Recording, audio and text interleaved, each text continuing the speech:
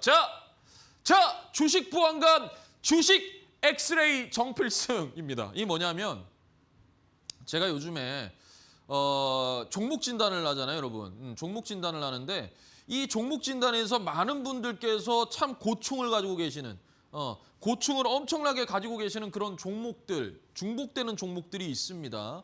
그 종목들 3개 정도를 이제 매주 가지고 나와서 어떻게 보면 종목 진단은까지는 아니지만 그래도 종목의 엑스레이, 종목을 한번 면밀히 보고 나서 한번 어떻게 좀 대응을 하고 저의 생각은 어떠하며 그런 부분들을 여러분들께 한번 참조하시라고 만들었 이 부분입니다. 앞에 이 부분을 만들었어요. 그래서 주식 보안관 주식 엑스레이 정필승 한번 시작을 해보도록 하겠습니다. 매주마다 할 거예요, 이제. 자, 보겠습니다.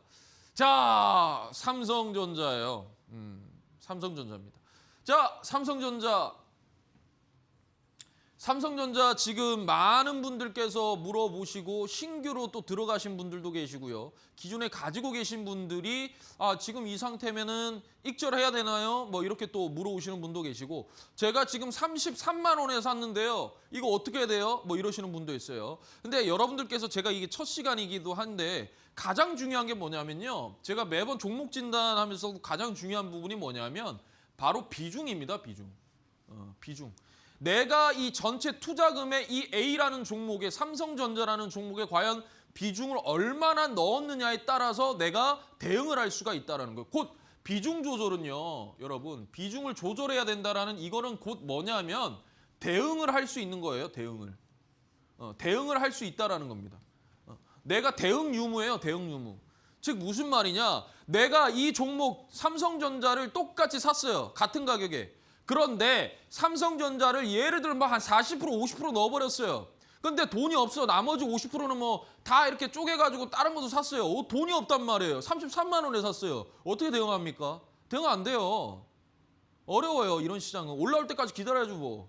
그런데 예를 들어서 내가 삼성전자 10%밖에 안 샀어. 비중을. 그리고 현금을 좀 많이 보유해놨어. 종목도 몇 개 안 돼. 그러면 충분히 분할 매수해서 익절하고 나올 수 있어요.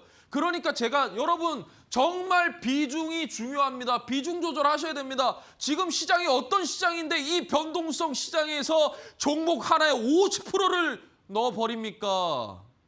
안 된다. 지금 시장은 많아봤자 10%에서 15%예요. 많아봤자. 저는 보통 5% 말합니다. 5%. 5%를 잘라서 1대 2대 4로 이렇게 잘라서 한단 말이에요. 예. 5%를 여기에서 더 민다. 그러면 이제 추가적으로 현금 보유한 거를 조금 더 추가 매수를 하죠. 그런 식으로 집중을 해야 되는데 가장 중요한 건 비중이다. 그래서 비중에 따라서 종목 진단이 달라지는 거예요, 여러분. 다 똑같이 말씀드릴 수가 없어요. 잘라낼 건 잘라내라. 올라가면 비중 축소해라. 말씀드리는 거죠. 자, 그러면 삼성전자를 봤어요. 삼성전자. 자, 삼성전자가요. 이번 주 화요일에 실적 발표를 했죠. 엄청나게 잘 나왔어요. 매출액이요. 171조가 나왔고요. 영업이익이 2분기 영업이익이 무려 89조 4천억이 나왔습니다. 전년 동기 대비해서 전년도 2025년도 2분기 대비해서 무려 1800%나 증가를 했어요. 어떻게 생각하세요? 엄청나죠. 세계 1등 했어요. 삼성전자가 영업이익률, 2분기 영업이익률 세계 1등 했습니다. 그런데도 어떻게 됐어요? 주가가 밀렸어요. 밀렸습니다. 그 이유는요. 여러 가지예요. 뭐 그런데 가장 중요한 건 뭐냐면요. 첫 번째, 삼성전자는 패턴이 있었어요. 패턴이 있어요. 뭐냐면 실적 발표를 하면 실적 발표를 하잖아요. 그럼 주가가 어떻게 되면 밀어요. 그날은 그 당일은 보통 밀려요. 그런데 왜 이번에 삼성전자가 엄청나게 밀렸느냐? 이게 뭐냐 이게. 왜 이만큼 밀렸느냐 이거죠. 왜? 도대체 왜? 이거는요. 바로 뭐냐면 단일 종목 때문이에요. 레버리지.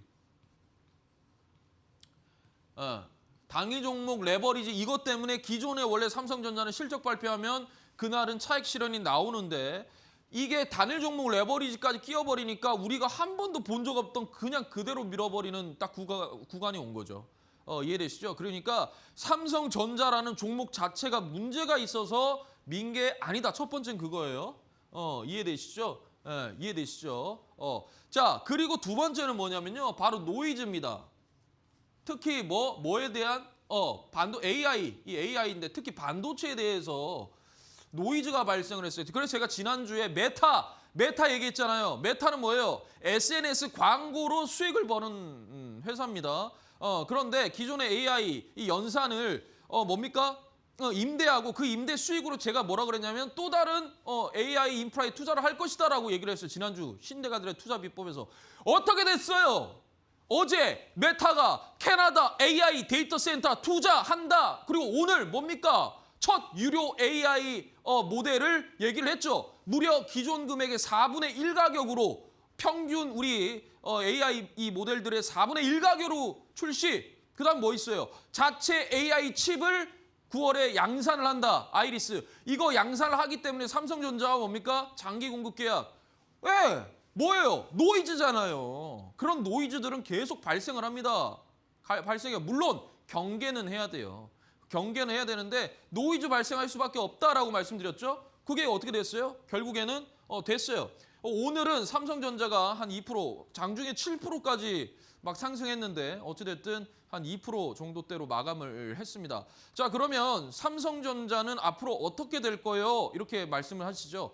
저는 일단 삼성전자, SK하이닉스는 롱입니다. 롱. 저는 좀 못해도 삼성전자 그 선행포 12달 이 선행포를 봤을 때 지금 현재 5배 정도 수준이에요. 주가가 밀렸기 때문에 한 5배 수준입니다.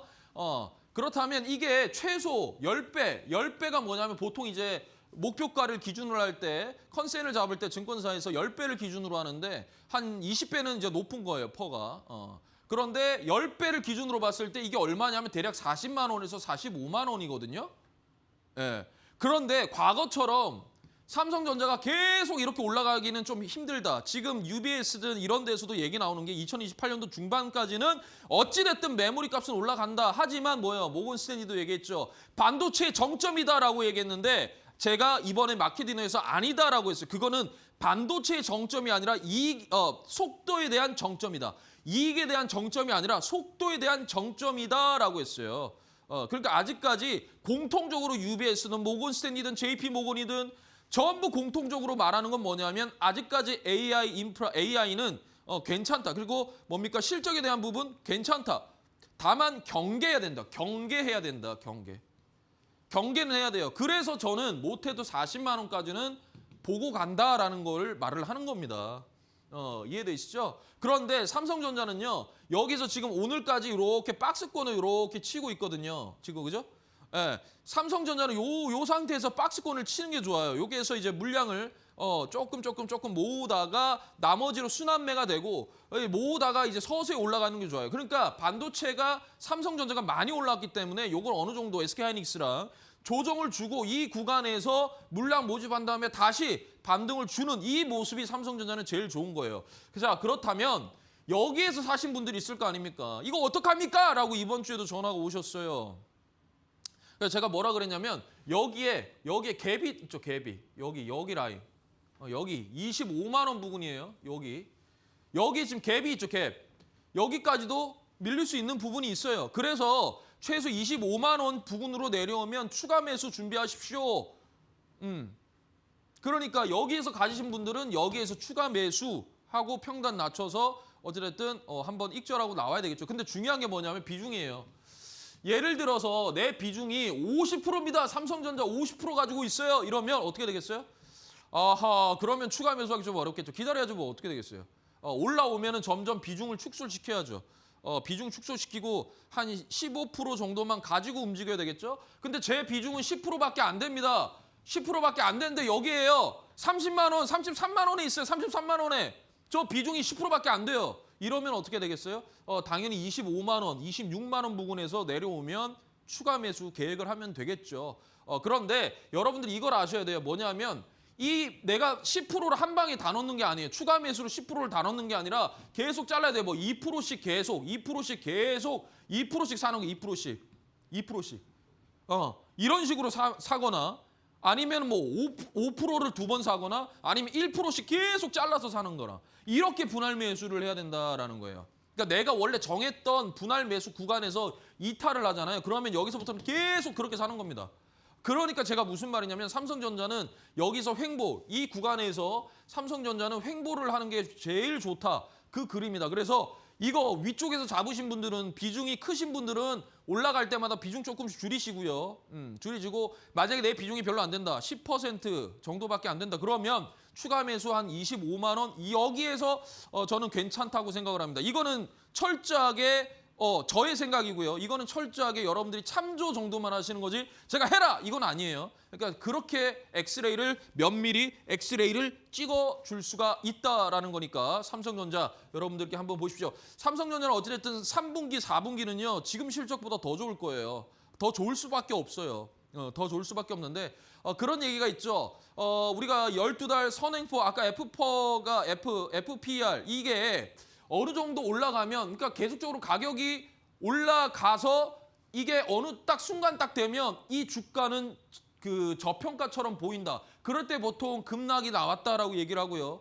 그리고 뭐 기존에 뭐 예를 들어서 예전에 알리바바라든지 그다음에 뭡니까? 우리가 그 쿠팡이라든지 항상 이런 애들이 상장을 할 때요.